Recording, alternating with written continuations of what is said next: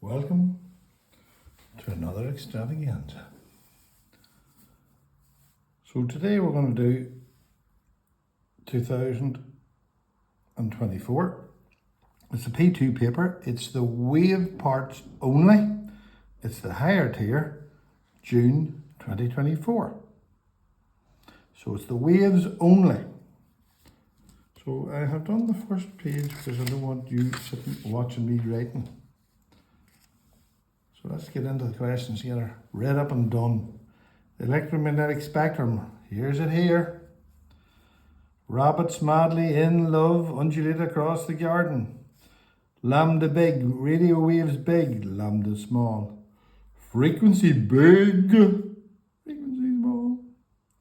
There's infrared, ultraviolet, Roy Gabiv, played full forward. Deadly was Roy. And they all travel at sea, speed of light, 3 by 10 to the power of 8 meters per second, 300 million meters per second. Let's answer the questions. Now again, this is to see that you're not one step down from a monkey, you're supposed to one step up from a monkey. So you have a capital letter, full stop, and a sentence that makes sense. And somebody has to read it. Name of the electromagnetic wave that is the longest wavelength. Look, there's it there. Radio waves. Do you see my exam technique? I'm not guessing. There's it there. I learned this. Now the only other thing they can do is twist this round the other way. Look. Rabbits madly in love undulate across garden. Lambda big. Lambda small.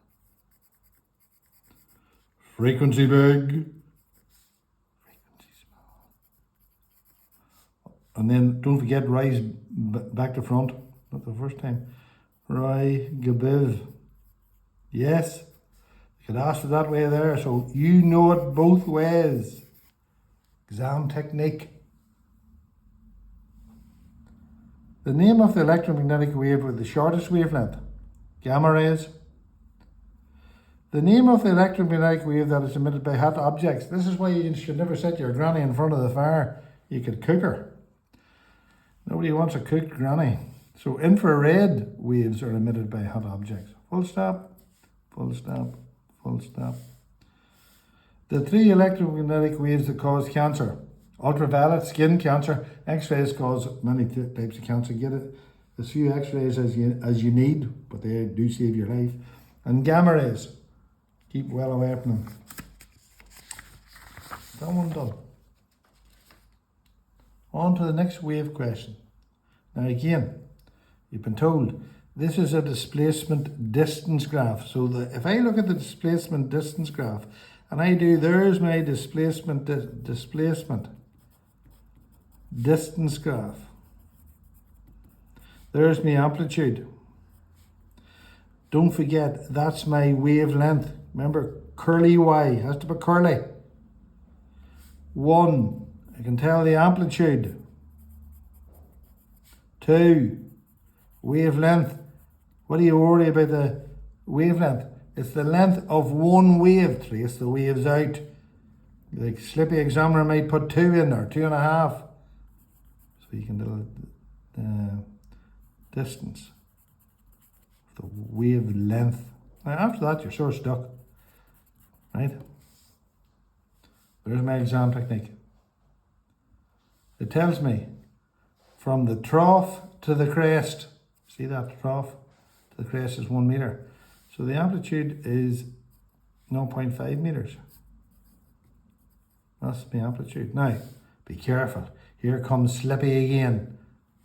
1 wavelength and a half. Look. 1 wavelength and a half. So 1.5 lambda is 15 meters. 1.5 wavelengths. So lambda's 10 meters. Let's answer the question. 0.5 meters. Penalty kick now. Yes. Tickety boo there. Now, here's a big hitter. Big hitter. Water wave. Remember, it's transverse and the particles move at right angles to the direction of travel. The particles move at right angles to the direction of travel. So the particles oscillate. Use a big word like that. Particles oscillate at right angles or perpendicular. We'll use the perpendicular. Perpendicular because sounds better. Perpendicular to the direction of travel.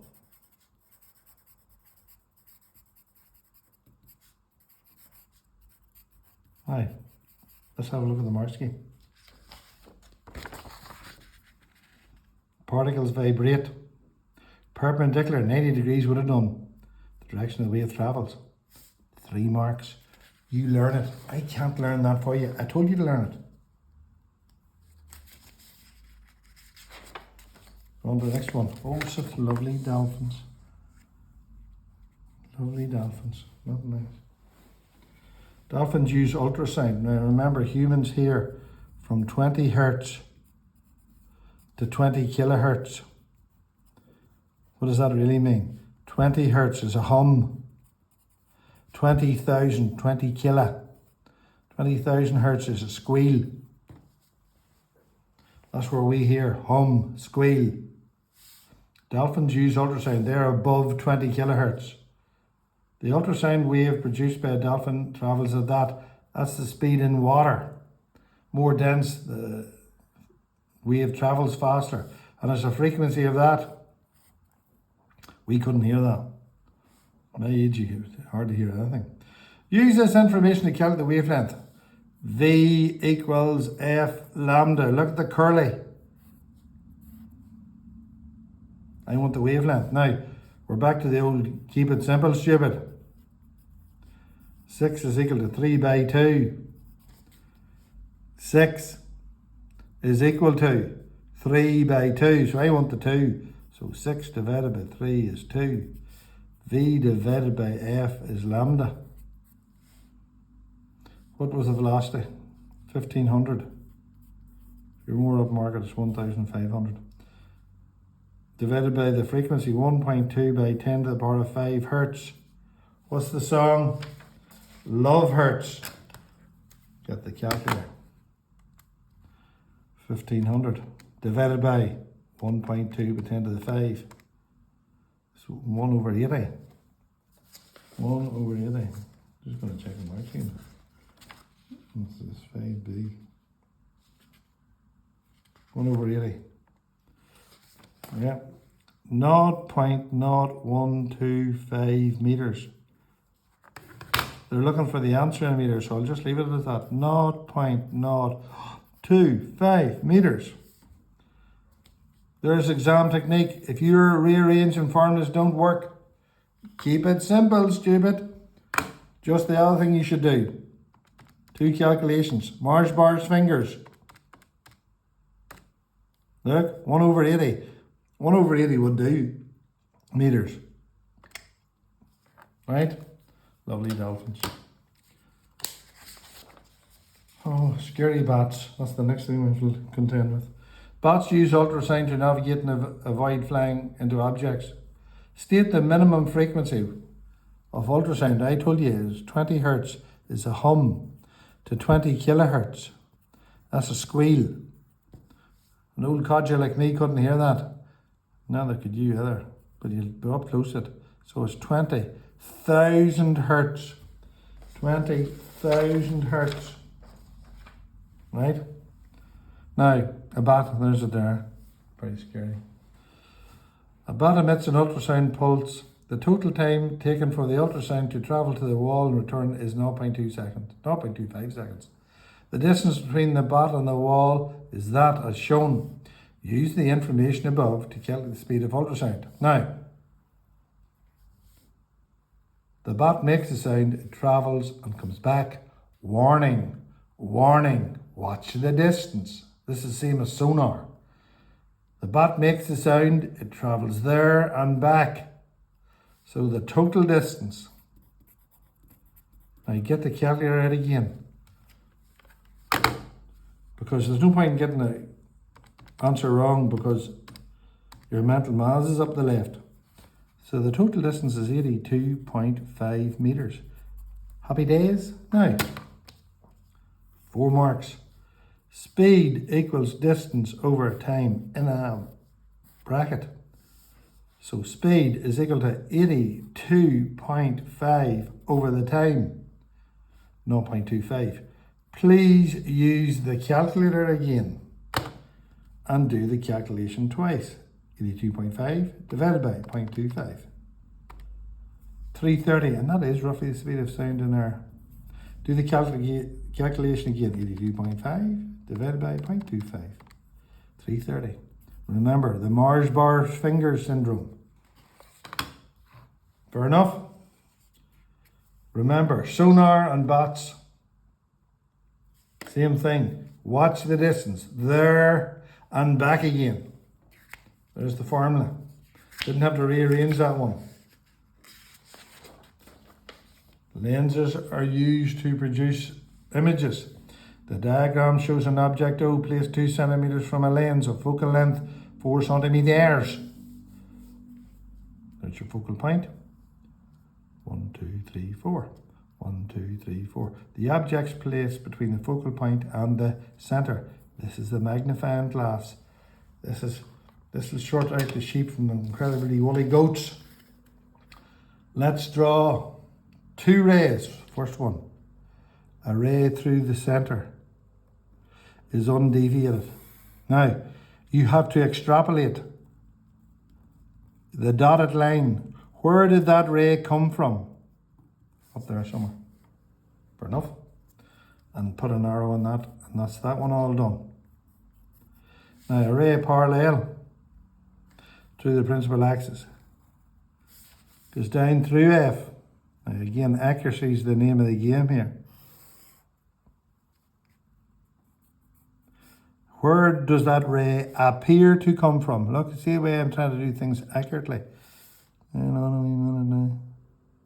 That's better. Look, that's where it appears to come from. A dotted line. Where they appear to cross. Another dotted line. There's my image.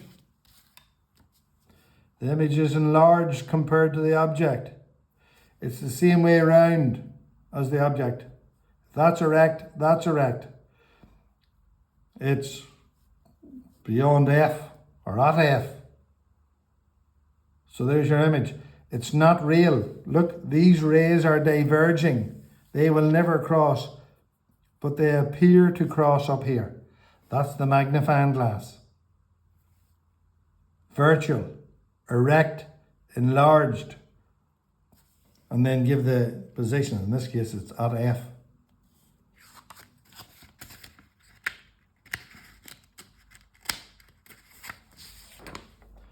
Which of the lenses illustrated in your diagram? It's the magnifying glass. Remember, the magnifying glass is the only one that's in there between F and C. The image produced can be described, right? It's virtual. It doesn't really exist.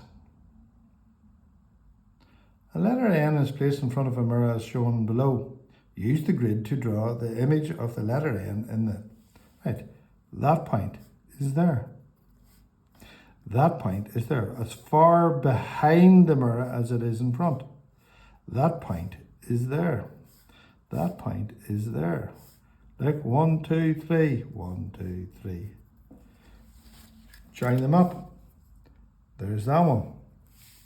It's laterally inverted. It's the same size as the object. Like 1, 1. 1, 2, 3. 1, 2, 3. 1, 2. Sound like a counter to Sesame Street there. 1, 2.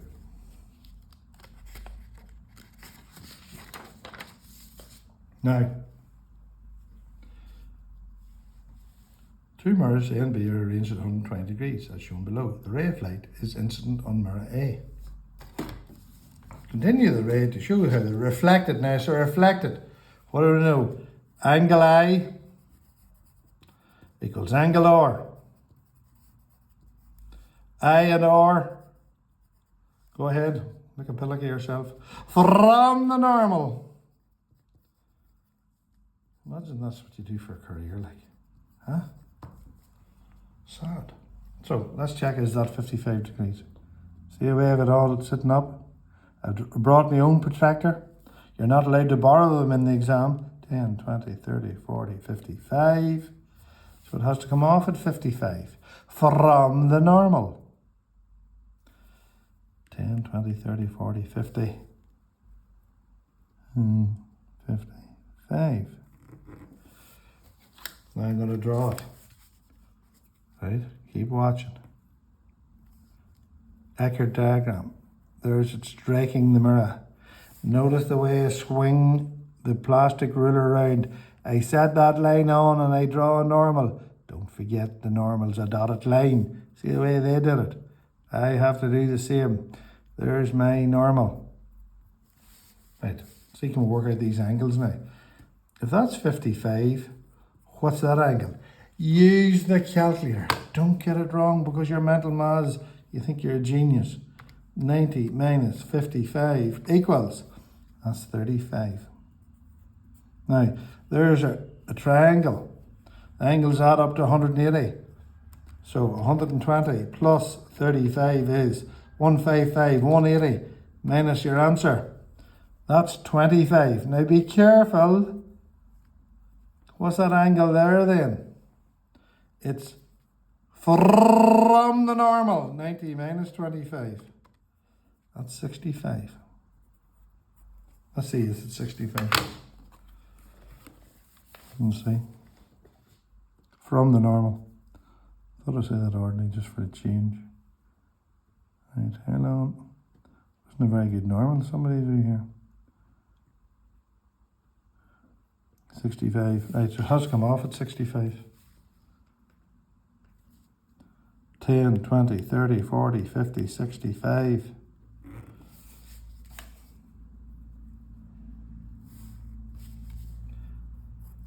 $65. Have it all written down. Better put my arrows to show the way the ray goes. I don't want to lose a mark. Remember, the examiner is not your friend. He or she will set all the traps for you. So let's see, that's that one drawn. So we'll continue the ray, so hopefully we'll have 2 marks for that. 55, calculate the angle of refraction at B. 65. And C diagram above. How long did I just check the mark scheme? Not that good, isn't it?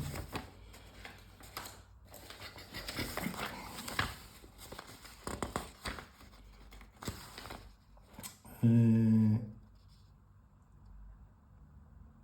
65. Lovely. One more question to do. Now,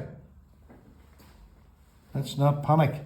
This is refraction, the bending of light. Look, there's the ray of light comes up and it bends. Why does it bend? Change of velocity in different media. It goes slower in water than it does in air. It goes slower in water than it does in air. So it speeds up. Remember, the angle of incidence and the angle of refraction. Listen to that word. We'll try it again. The angle of incidence and the angle of refraction, the bending of light, are measured, you guess it, from the normal. Just imagine that's the way you made a living in your career, like.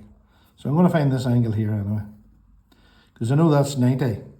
So look, Mars bar fingers, 90 minus 33 equals 57. Do the calculation twice. Do it again. 90 minus 33, 57. Right, that's that done. Now also remember the 2 mnemonics. MIL. More dense. The water's more dense. Go slower at it. More dense. To less dense. There's less dense. Goes faster, isn't it? It bends away from the normal. Look, it should go straight on through. If I can find the ruler. See, that should go straight on through like that there. But this interface between makes it bend away from the normal. See that? Now the other one is, we'll write it down anyway, LTM, less dense to more dense. It bends towards the normal. Yes? Let's do the sum. Complete the diagram for ray Q. Now, there is no refraction. Look, it goes straight up. Straight. See that? Look. Straight up. There is no refraction. The angle of incidence is no degrees. What's the angle of incidence of ray Q? Nothing. Absolutely nothing. Zero. Zilch. I look for the answers. I'll not write them. What's the angle of refraction at P? There's P, 57 degrees. State how the speed of P changes as it travels from water to air. Remember, slow in water. Fastener. So the speed increases as it travels from water to air.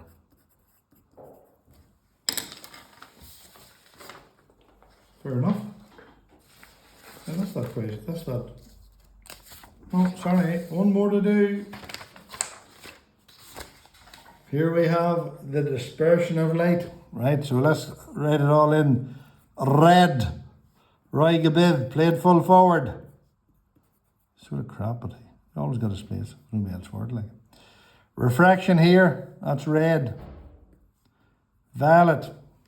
Red travels faster than violet. Violet, slow. And remember, violet to violet is very slow. Right? So this is dispersion. There's my white light. There's my prism.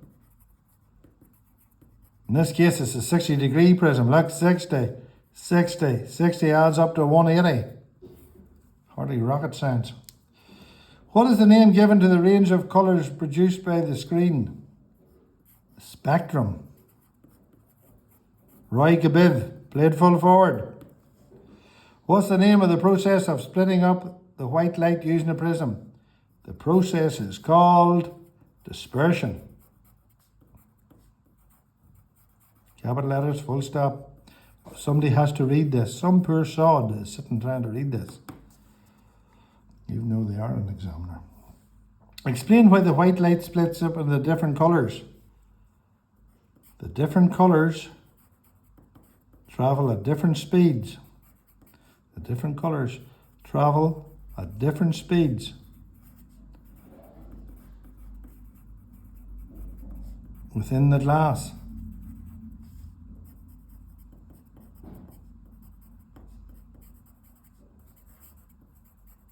Now, just to make sure, the last answer we have to get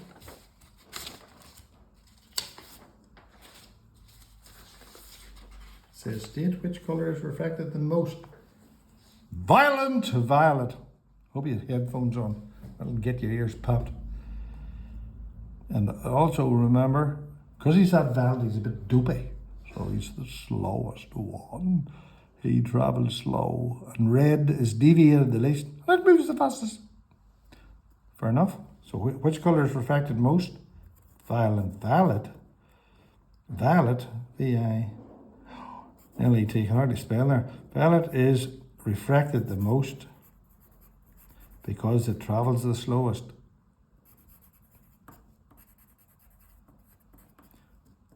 Because it travels the slowest in glass.